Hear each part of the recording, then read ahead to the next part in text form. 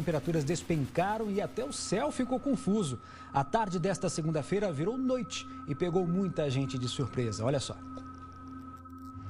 Um céu de arrepiar. Dá um medinho, sim. De mexer com o imaginário. Parecia até o apocalipse, né? Não é normal isso, né? Acabar o mundo. E não tá perto dos meus filhos. Meu Deus, a senhora chegou a pensar nisso? Lógico. De arrepiar também foi a temperatura. Ela despencou cerca de 10 graus de um dia para o outro. Haja saúde. Às vezes pega a gente desprevenida também, né? E aí esse céu parece que horas é mais ou menos? Que horas são agora com esse tempo? Parece umas 7 já. Me lembro de São Paulo, a terra da garoa, de 1970, que você não via o sol nunca. Para você ter uma ideia, desta segunda-feira atípica, geralmente numa gravação durante o dia, a gente usa a luz natural. Só que hoje escureceu tanto que até a nossa luz de LED já foi acionada. Porque sem ela, olha só como é que fica. Não dá. Algo que me preocupa bastante, que as pessoas não costumam falar, aí, principalmente na mídia, é que o que está prestes a acontecer é uma inversão do campo magnético da Terra, inversão do norte magnético, inversão dos polos magnéticos da Terra. Eu já falei um pouco sobre isso aqui no canal, recomendei até o canal do Afonso, do Ciência de Verdade, pois é algo que a gente deve pensar. No Japão, eles não tratam todas essas coisas como teoria da conspiração, assim como é feito aqui no Brasil. Eles levam isso a sério e eu estou para refazer um vídeo em que no Japão eles estão falando sobre isso. Agora eu vou trazer mais informações, que eles falam aí da quantidade de bunkers subterrâneos que, por exemplo, tem na Suíça, tem praticamente 100% do solo, na Noruega, de bunkers subterrâneos, e no Japão eles não têm nem 10%. Imagina aqui no Brasil que não deve ter nem 1%, né? Eu não sei direito, mas provavelmente é proibido fazer essas coisas no Brasil.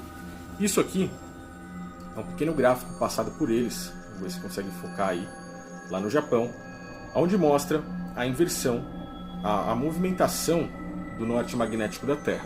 Aqui a gente começa a ver em 1800 e pouco, 1850, 1900, aqui a gente vê a brusca diferença que deu entre o ano 2000 e o ano 2018, que no caso essa imagem é do ano passado. E vocês podem ver que realmente a diferença foi grave, a diferença foi grande. E esses sinais que acontecem aí no planeta, a gente começa a lembrar das coisas que Cristo nos falou, as coisas que profetas como o próprio Joel nos alertou nas Escrituras, e também a gente pode ver isso no livro de Atos dos Apóstolos. Uma passagem que eu gosto muito de lembrar agora, nesses últimos tempos, são coisas que podemos ver acontecendo aí, que no caso é Atos, no capítulo 2, versículo 19, que diz assim: "E farei aparecer prodígios em cima nos céus e sinais embaixo na terra, sangue, fogo e vapor de fumaça. O sol se converterá em trevas e a lua em sangue, antes de chegar o grande e glorioso dia do Senhor."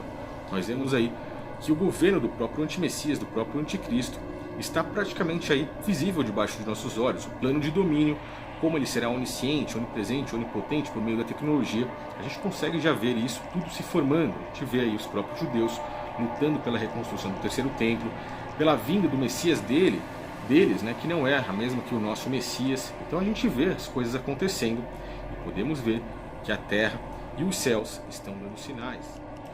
Meus amigos, no dia 12 de agosto eu fiz um vídeo, postei aqui no canal, falando sobre uma preparação que Israel estava fazendo junto com os Estados Unidos e outros 9 países, prevendo um desastre natural apocalíptico, de proporções apocalípticas, com milhares de mortos e milhares de feridos. A matéria nem de longe era sensacionalista, pois eu extraí o seu conteúdo do Jerusalém Post, que dizia exatamente isso. A matéria dizia que o exercício multinacional de larga escala de 5 dias com 10 frotas estrangeiras ao largo da costa de Haifa simulou as consequências de um grande terremoto que levou a Marinha de Israel a outro nível de preparação. Apelidado de Mind Waves, o exercício contou com a participação de centenas de soldados em 6 navios no mar, 5 helicópteros também participaram do exercício, que se concentrou nos efeitos posteriores de um terremoto de magnitude 7,5 que deixou, na simulação, milhares de mortos e centenas de milhares de desabrigados. Pois bem, evidentemente que um terremoto de 7,5, a menos que seja basicamente na superfície da Terra, não seria forte o suficiente para causar uma destruição tão grande, com milhares de mortos e centenas de milhares de desabrigados. A simulação previa algo muito mais sério, mas nenhuma resposta nos foi dada por parte de nenhum órgão governamental. O nosso canal, afinal de contas, ainda não tem esse alcance todo. Mas muita gente está se fazendo essa pergunta. Afinal, para o que exatamente Israel, Estados Unidos e outros 9 países estavam se preparando? Para que tipo de desastre?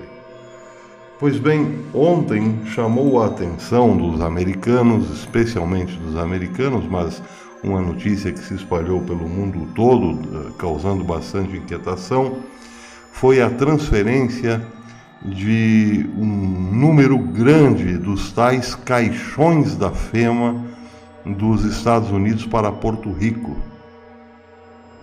Por que esse deslocamento, tantos caixões, um número muito grande dos tais caixões da FEMA, de repente são levados para Porto Rico? Outra pergunta que fica no ar. Telenoticias 11 AM.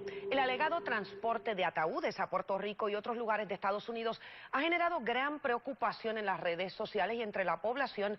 El supuesto transporte ha sido ordenado por FEMA y el Ejército. Charito Fraticelli investiga y nos tiene un informe en directo. Adelante.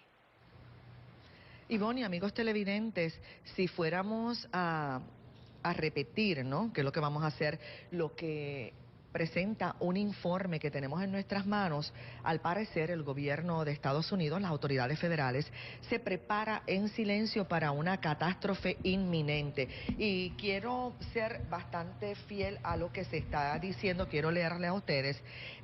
Si dicen que funcionarios federales han señalado que el área de FEMA, o sea, la región 3, que cubre la zona este, la costa este de Estados Unidos, vamos a hablar de Washington, D.C., Delaware, Maryland, Pensilvania, Virginia Occidental, Nueva York, pues se prepara en silencio ante una amenaza catastrófica inminente, como ya dije anteriormente, relacionada con una desconocida zona de falla que muchos científicos expertos temen que esa zona pudiera ser destruida por actividad volcánica, terremotos y tsunamis. Y este informe pues volvió un poco más alarmante luego que el 23 de agosto, esto fue en 2011, un terremoto de magnitud 5.8 centrado en Virginia, sacudió toda la costa este de Estados Unidos y este terremoto pues puso en alerta sobre esta falla. ¿Qué ha estado pasando? Han seguido dándole seguimiento, han seguido preparándose porque se prevé que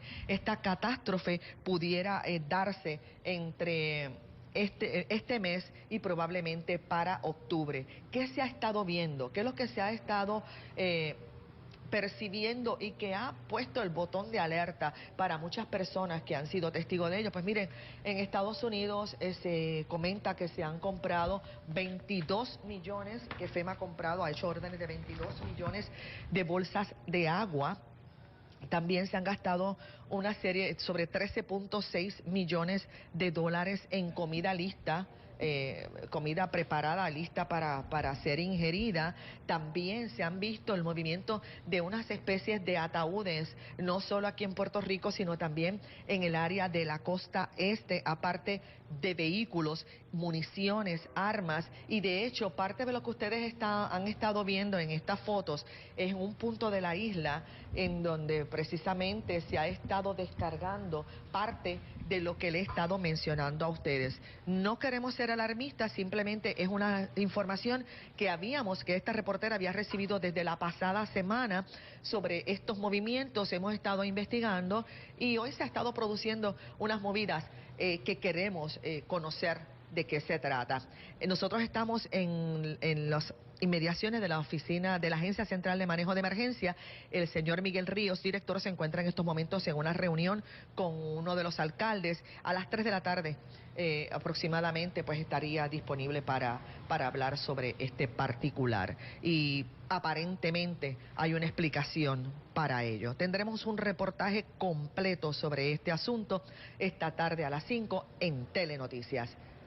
Estos han sido Pablo Gastambide y Charito Fraticelli. Regresamos nuevamente contigo.